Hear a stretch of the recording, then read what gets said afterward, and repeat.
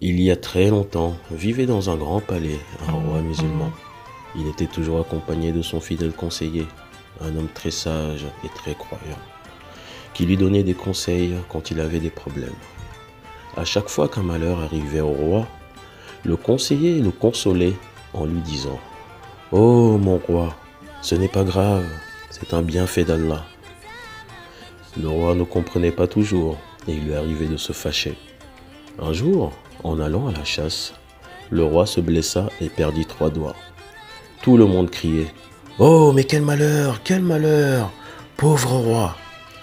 Sauf le conseiller qui s'approcha du roi et lui dit: «Mon roi, ne pleurez pas comme ça, ce n'est pas trop grave, il vous reste encore des doigts.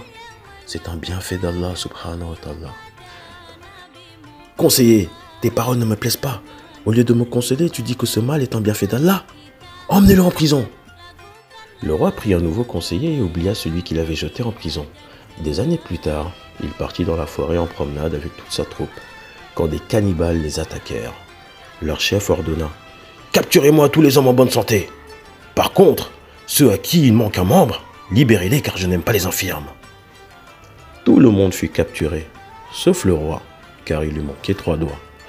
Triste, il rentra seul au château. C'est alors qu'il se rappela que son premier conseiller était toujours en prison et alla vite le chercher. «Oh, mon brave conseiller, pardonne-moi de t'avoir laissé si longtemps en prison. Tes paroles étaient pleines de vérité. Je suis en vie grâce aux 3 doigts qui me manquent. C'est un bienfait d'Allah, mais je n'avais pas compris tout de suite. Acceptes-tu mes excuses? Car c'est toi le plus sage.»